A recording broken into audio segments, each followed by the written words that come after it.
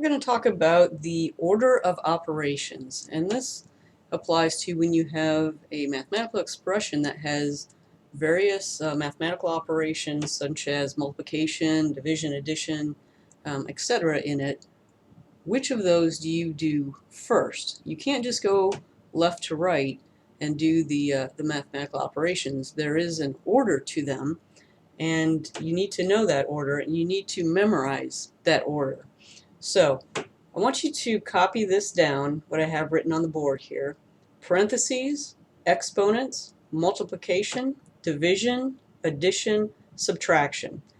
This is the order that you're going to do the operations in. So you need to have this memorized. One way that a lot of people memorize it is through a mnemonic device in which you just take the first letter of each of these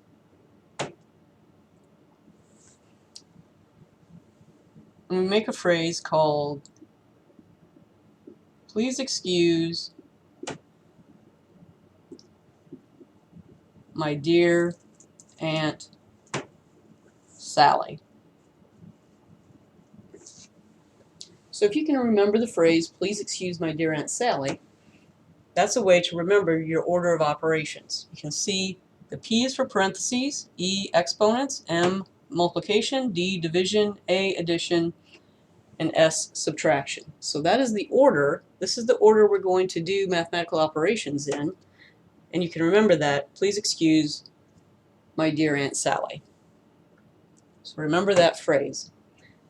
So now I'm going to pause and put a problem up on the board, and we'll work through this.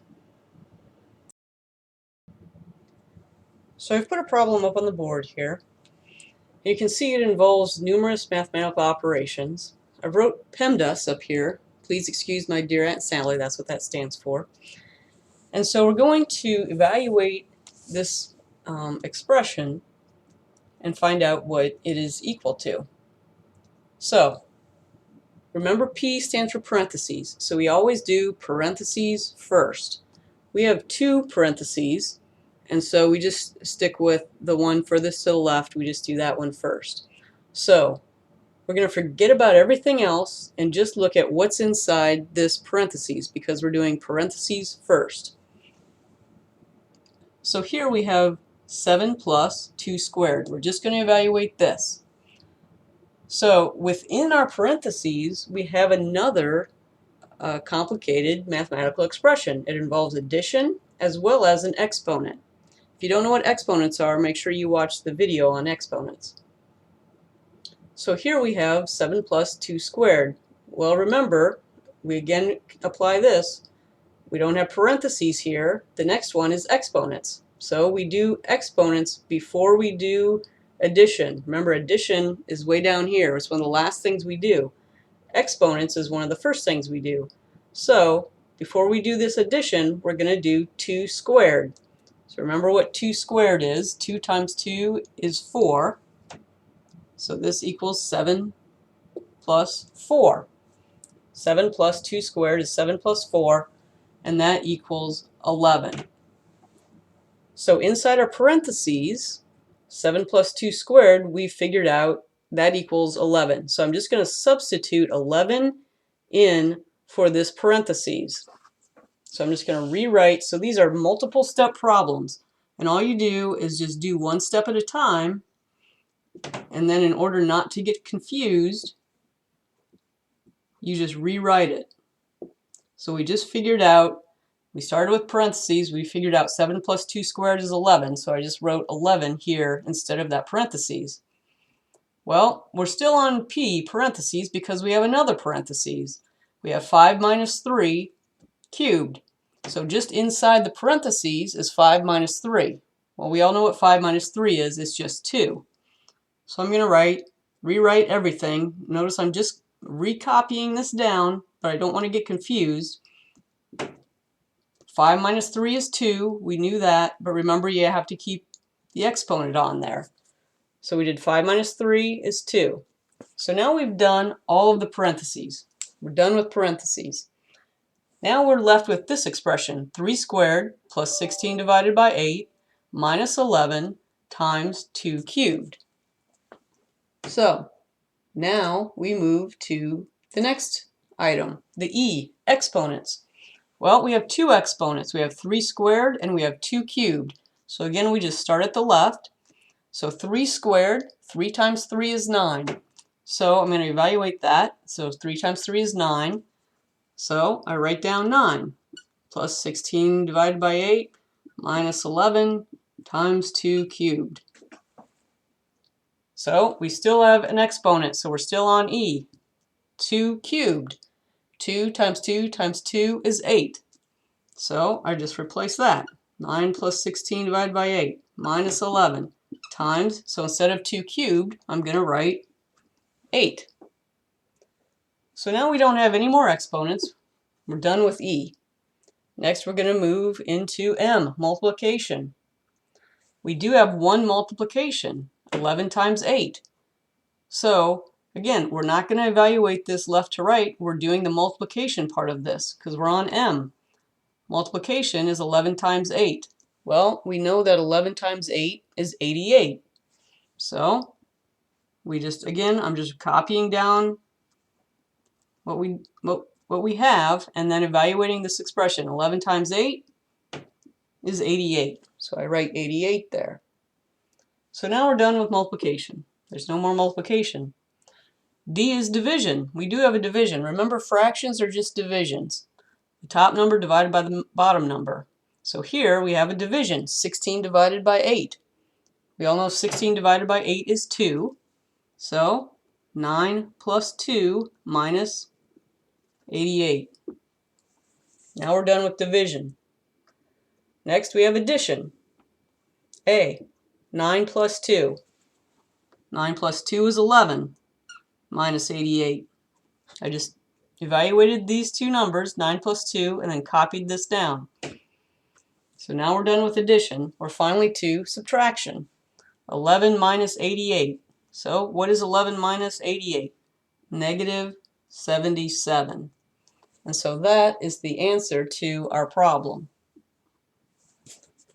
So this big, long mathematical phrase here is equal to negative 77. That is the answer to this question. So remember, PEMDAS. Please excuse my dear Aunt Sally. We had to do parentheses first, and then we looked at exponents, and then we did multiplication, and then we did division, and then we did addition, and then we did subtraction. You have to do that in that order. If you just did 3 squared plus 16 divided by 8 minus 7 plus 2 squared times 5 minus 3 cubed, you would not get the right answer. You have to do it in these orders. We're going to do one more example. So here's another example. Again, we have a mathematical expression that involves subtraction, it involves exponents, division, so we can't just move left to right. We have to do it in the right order. So we start with P, parentheses. Well, we do have a parentheses. We have 7.3 minus 2.3 in that parentheses. So we evaluate that. What's 7.3 minus 2.3? That's just 5. So instead of writing 7.3 minus 2.3, we're just going to write 5 in there. So I'm just going to copy down everything else. 5, but you can't forget this exponent that's still on there. So you have to write that squared symbol. So now we have 8 minus 5 squared, because this is 5. 5 squared divided by the square root of 25. No more parentheses, but we do have exponents. So that's what we have to do next. The first one we have is 5 squared. That's an exponent. So everyone should know 5 squared is 25. 5 times 5 is 25. So we write that down. Instead of the 5 squared, we write 25. Now, we have another exponent. You may not recognize this as an exponent, but any root is also an exponent. If you don't know what square roots are, please watch that video on roots. But a square root is actually an exponent of, so square root is an exponent of 1/2. It's actually written 25 to the 1/2 is the square root of 25. So, since that is an exponent, we have to evaluate this. So we should all know that the square root of 25 is 5. What times itself gives you 25? So the square root of 25 is 5. So instead of writing the square root of 25, we're just going to write what it equals. Just copying everything down, and then instead of the square root of 25, I'm going to write 5. So now we've gotten rid of all the exponents. We don't have any multiplication. We do have a division. Now we're at D. We have a division, 25 divided by 5. Well, we all know 25 divided by 5 is just 5. Done with division. We don't have any addition. We do have a subtraction. 8 minus 5 equals 3. So this expression, which kind of looks complicated at first, if you just work it step by step, the answer to it is 3. But remember parentheses first, and then exponents. Remember square roots, or if you have a cubed root, that's also considered an exponent. So you have to do that during the E phase. Multiplication, we did the division, addition, and then we did subtraction.